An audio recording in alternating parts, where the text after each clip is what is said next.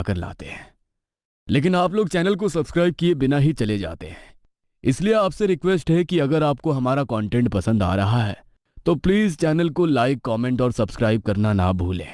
और हाँ, bell icon को प्रेस करना मत भूलना, ताकि चैनल पर कोई भी वीडियो अपलोड हो तो उसका नोटिफिकेशन आप तक पहुंच जाए।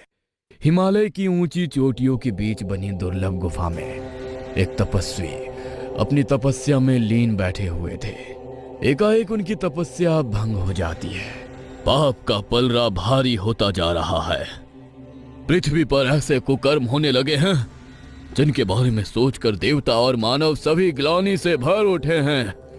हे प्रभु, अभी कितना समय और लगेगा आपको अवतरित होने में? पृथ्वी लोक से आते अधर्मियों की अट्ठास और पीड़ितों की त्राही मांग की आवाज अब मन को विचलित कर रही है। यह तो पूर्व विदित है कि कलयुग असुर कली का युग है।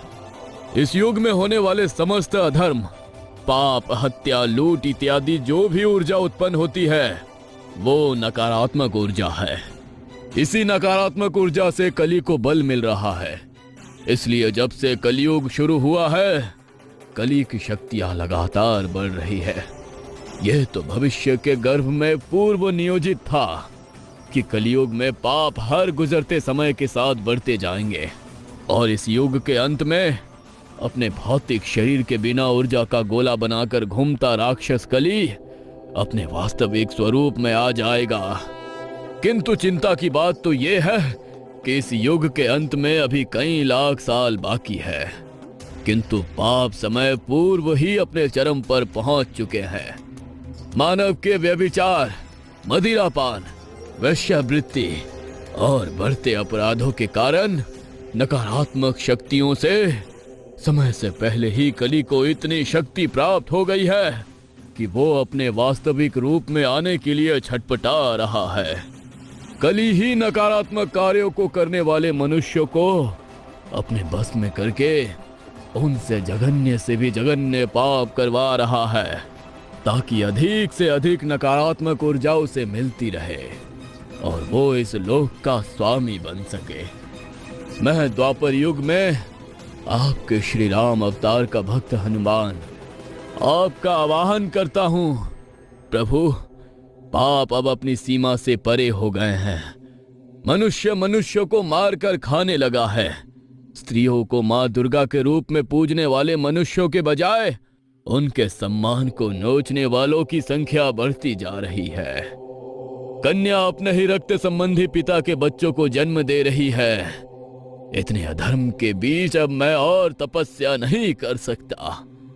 कली की सेना में पापी और अधर्मियों की संख्या हर गुजरते दिन के साथ बढ़ती ही जा रही है। पेशेंट की कंडीशन बहुत क्रिटिकल है। लड़की दर्द से बुरी तरह करा रही है। मुझे लगता है बचेगी नहीं।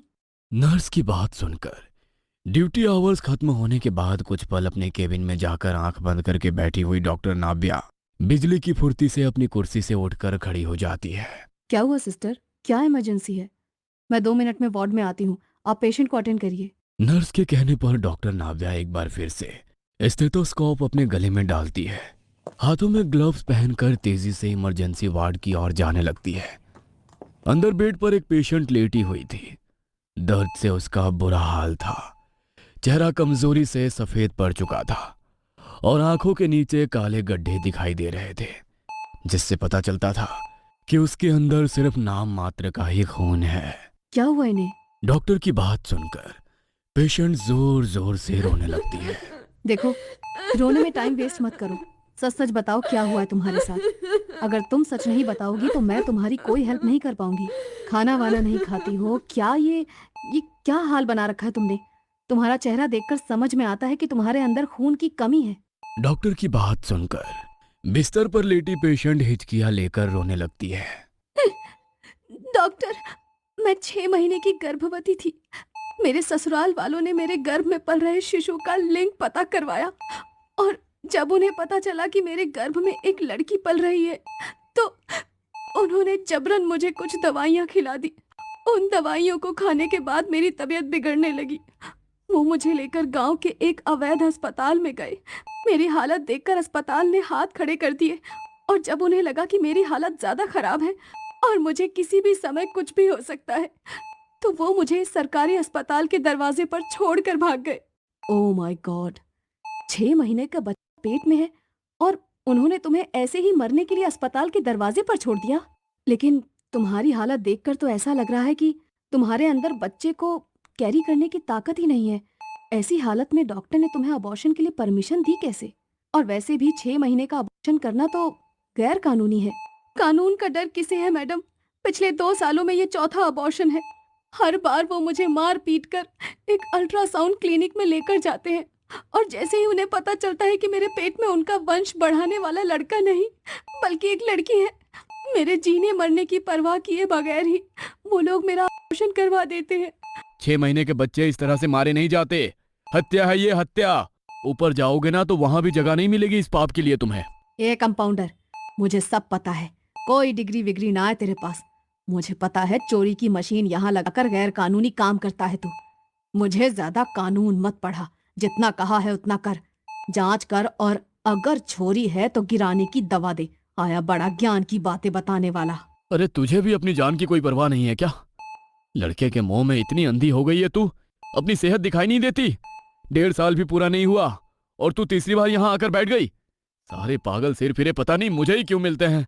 मरा गई तो मेरी जान भी मुसीबत में हो जाएगी। Over 1 lakh future toppers have already taken the first step towards their future.